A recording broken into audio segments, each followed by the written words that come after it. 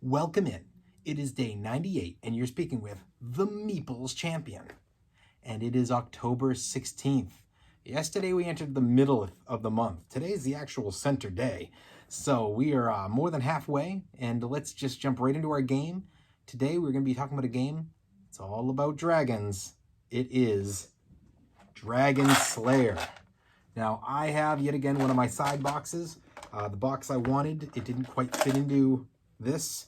And I had to make a choice, and I decided to downgrade the box so I could keep all my pieces here, have it easily travelable. Dragon Slayer is a nice, simple game. This was a Kickstarter. I've been on a Kickstarter run this week. I think a lot of my Halloween or darker or this type of month games I play tend to be Kickstarters. So it was a Kickstarter that I backed probably about 8 years ago. And the idea of the game is very simple. You can play with anywhere from technically 1 all the way to 4 players.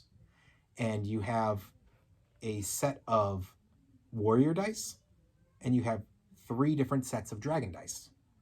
On your turn, you're going to pick a dragon to face. You have your easy, your medium, and your hard. You roll all 6 dice, the 3 die of the dragon and the 3 die of your warrior. You're going to be first checking to see, all right, well, if there is a fire and there is a shield, the shield protects the fire, we move on. If there is more fire than there is shields, for every additional fire, 1 of your warrior dice has to die, meaning you're going to take it, permanently hand it to the player to your left, that die is dead. If you are able to have more defense dice or the same as the fires, nobody dies. Otherwise, you're trying to get the wings, the tail, and the head of a dragon, and 1 sword. By getting all 3 of those, you're setting up your dragon. You've found him, and you have slain him. Now, any piece you get, you move on top of the box. It's done, and then you take all the rest of the dice and you re-roll them. You're going to keep doing this until either all 3 of your warrior dice have died, at which point you've died and it moves to the next player, or you defeat the dragon. If you defeat the dragon, any dice that didn't die for you, you have the option to re-roll those with one of the other 2 dragons. But this is a risk it and lose it game, meaning each of these dragons are worth a different level of points. 1 point, 2 points, 3 points. So if you took a chance and you beat the medium dragon for 2, you can end your turn, you get 2 points. But if you risk it and you decide to go for that easy dragon and try to get to 3, and you lose, you get none.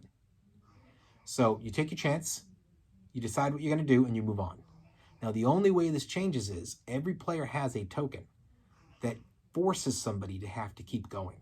So somebody's taken their chance, they've beaten a dragon, maybe they've beaten 2 dragons, and they're done, and then you toss in your coin, and what it says is, either they are going to say, we're still finished, but they're going to get half the points they should have gotten, or they're going to move on, and they're going to go for double points.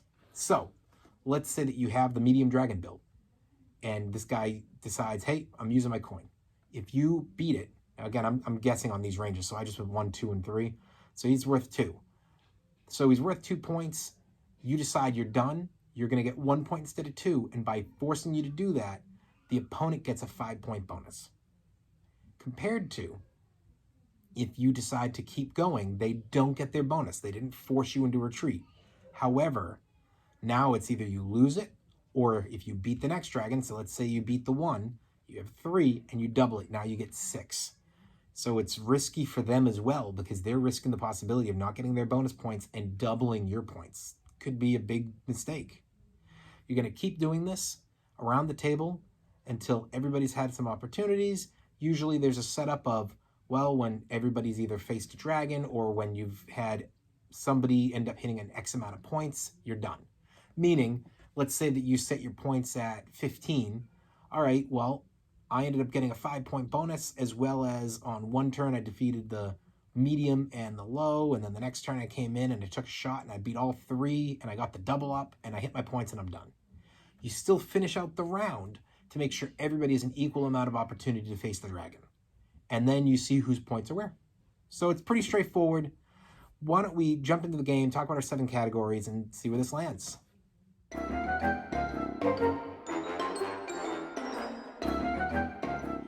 Well, the art is nice. I'm sure you see by now I've put up a picture of the box art. The box is really nice. I was sad to get rid of this box, but I was trying to make space, so stuff had to go.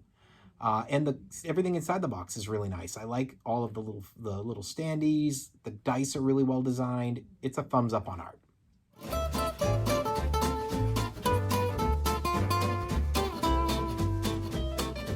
The components are great. Again, the dice are really nice. They did a great design on these dice. They don't feel like they're chipped in wrong places. Your little coins that you can use, which are cardboard, as well as your standees, are all nice. It's all going to hold up for a long time. Thumbs up there.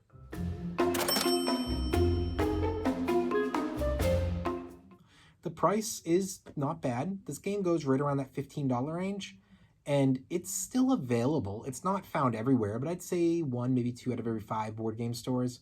You're never going to find this at a Target, at a Barnes & Noble, but you'll find it in some of those smaller game sections in board game stores, and it's a good price. Thumbs up there.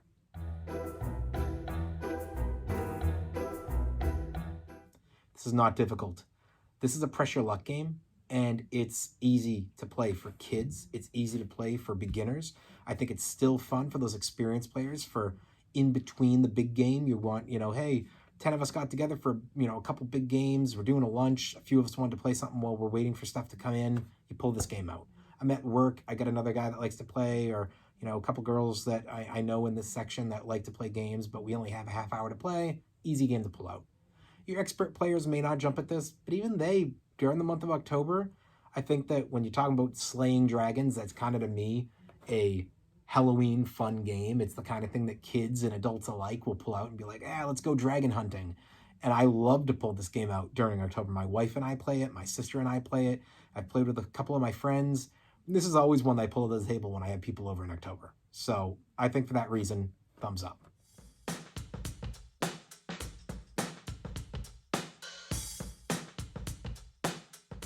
Replayability goes right with that. If you're going to get together with people, this is a game that if you pull it out is likely to get played a couple times in that night, and especially in October.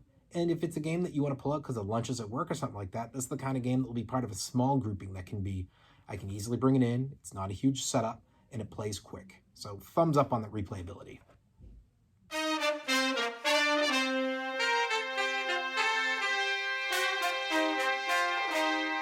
The keys to victory are not difficult. It's simply to get to a certain level of points and how much you're willing to risk. Do you want to be the safe person, just take the guaranteed couple points, or do you want to risk it and go for the harder dragons? And are you going to be the person who is like hunting somebody down with that bonus and trying to get their 5-point bonus because you're really hunting who has the dice hit? Or are you somebody who is going to hold that back because you don't want to risk giving people double points? There are opportunities here, even though it's such a simple game. It's a thumbs up.